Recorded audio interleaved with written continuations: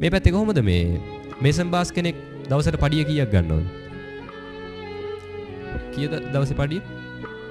4500 5000යි නේ. ඔව් 5000 වගේ තමයි යන්නේ. මම හිතන්නේ අපි හිතමු 4500 නෑ. 4000යි කියලා හිතමු.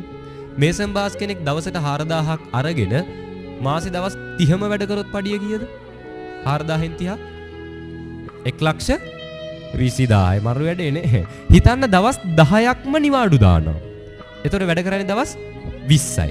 දවස් 20ක් වැඩ කරොත් 4000 ගානේ අරගෙන මේසන් බාස්ගේ පඩි කීයද? 80000යි. සාමාන්‍යයෙන් දැන් ගුරුවරයෙක්ගේ සාමාන්‍ය පඩිය කීයද? 50 කීයද? මම සාමාන්‍ය ගුරුවරයෙක්ගේ 55 60ක් වගේ යන්නේ නේ. ඔව් සාමාන්‍ය ගුරුවරයෙක්ගේ 60ක් 65ක් වගේ යන්නේ. මේ දැන් බලාගෙන ගියාම වැඩියෙන් පඩිය අරන් තියෙන ගුරුවරයද මේසන් බාස්ද? එහෙනම් අපි වැඩියෙන් මහන්සි වෙනවනේ අපේ දරුවෝ ගුරුවරු කරන්නද මේසන් බාස්ලා කරන්නද? මේසන් බාස්ලා කරන්නනේ. මොකද රස්සාවක් ගන්නනේ අපි මේ උගන්වන්නේ නේ. මතක තියාගන්න ප්‍රශ්නේ තියෙන්නේ කරන රස්සාවේද?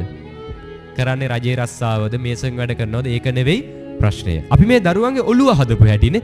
පොඩි කාලේ ඉඳන් අම්මා කිව්වේ නැද්ද තාත්තා මේසන් වැඩ කරද්දි තාත්තා කරන ජරා රස්සාව කරන්න ඕන ඉගෙන ගන්න එපා. කිව්වද නැද්ද?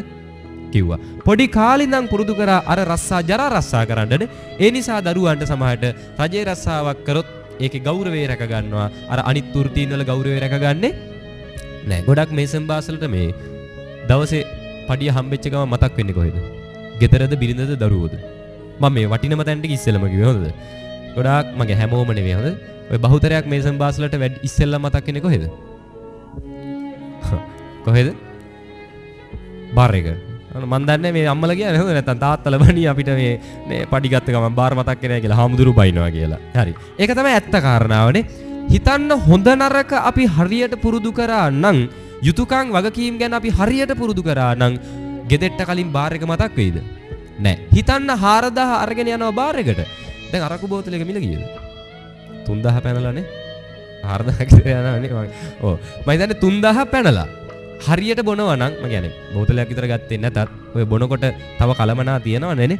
ඒ අවශ්‍ය කලමනා එක්ක සේරම අරගෙන බොද්දි මම හිතන්නේ හරියටම බොන මිනිස්සෙට නම් 4000ත් මදි වෙයිනේ.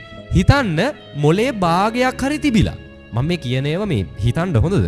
මොලේ භාගයක් හරි තිබිලා අර මිනිස්සයා 4000ම වියදම් කරන්නේ නැතුව 2000ක් බොණ්ඩ වියදම් කරා කියලා හිතන්න. 2000යි. හරිද? 2000ක් වියදම් කරා දැන් මේ සූදුවටත් නැතුව ඔය බූරු ගහන්නේ ඒව මේව නැතුව හොඳද? 2000ක් බොණ්ඩ වියදම් කළා 2000ක් ඉතුරු කරන් ගෙදර එනවා. දැන් 2000 ගානේ 20ක් පඩි කීයද? 2000 ගානේ 20ක් කීයද? 40000යි. දැන් මේ කීයක් පඩි ගත්ත මිනිස්සයටද 40000ක් ඉතුරුනේ? 80ක් පඩි ගත්ත මිනිස්සයට මං කියන්නේ මොලේ භාගයක් හරි තිබ්බොත් හොඳද? 40ක් හරි ඉතුරු වෙනවා. දැන් ඔය 40න් ගෙදෙට්ට කන්න බොන්න ගෙනියන්න ඕනේ, දරුවන්ට අවශ්‍ය දේවල් දෙන්න ඕනේ, උගන්වන්න ඕනේ, බිරිඳට අවශ්‍ය දේවල් ගිහින් දෙන්න ඕනේ, වාහනේ වාරික ටික ගෙවන්න ඕනේ, ගත්ත ණය ටික ගෙවන්න ඕනේ, මේසන් බාස් වෙලා අනික් ගෙවල් වල කපරාරු ගැහුවට ගොඩක් මේසන් බාස්ලාගේ තමන්ගේ ගෙදර කපරාරු ඉවරත් නෑ. ඒක ගහගන්නත් ඕනේ. මේ හැමදේම කරන්න ඕනේ කියලා මතක් වුණාම පුළුවන් ද 40000න් කරන්න? බෑ. දැන් ප්‍රශ්න පිට ප්‍රශ්න එනවද නැද්ද? එනවා. ණය ටික හිර වෙනවා, වාරික ටික හිර වෙනවා, දරුවන්ට උගන්න ගන්න පොතක් පතක් අරන් දෙන්න සල්ලි ටිකක් නැති වෙනවා, කන්න බොන්න සල්ලි ටිකක් නැති වෙනවා, ගෙදර බතක් උයන්න සල්ලි ටිකක් නැති වෙනවා. දැන් ගෙදර ප්‍රශ්න එනවද නැද්ද? ප්‍රශ්න පිට ප්‍රශ්න එනවා. ප්‍රශ්න ආපු ගමන් ගෙවල් වල තාත්තලව පිට කරන්නේ කාගෙන්ද? අම්මලගේ පිටින්නේ, දරුවන්ගේ පිටෙන් පිට කරනවා. ඊට පස්සේ ප්‍රශ්න වලට විසඳුම විදිහට මරු තාත්තලා පිට ඉන්නෙත් නේ. හරිද? ආයි මොකද කරන්නේ? ප්‍රශ්න වලට විසඳුම විදිහට ආයි ගිහිල්ලා බොනවනේ. හරිද? මාර විසඳුම් තියෙන්නේ අපිට. බීලා ප්‍රශ්න දාගෙන ආයි ගිහිල්ලා බොනවා. දුප්පත් කමින් අන්ත දුප්පත් කමට අපි වැටෙනවද නැද්ද? වැටෙනවා. පොඩි කාලේ මේ දරුවන්ට හරි කියලා දුන්නා නම් පුතේ මේ බොන එක මෙහෙම හොඳ වැඩක් නෙවෙයි. මේකේ ඉතුරුවක් තියෙන්න ඕනේනේ. අපි ඕවට කලින් හිතන්න ඕනේ දේවල් තියෙනවා. දරුවන්ට හරි පුරුදු කරොත් ඉස්කෝලේ අවලු ගන්නලා රජේ රස්සා දෙන්න ඕනේද? නෑ. කුඹුරු කෙටුවත් ලස්සනට ජීවත් වෙන්න පුළුවන්ද බැරිද? පුළුවන්. පැහැදිලිද? හරිනේ.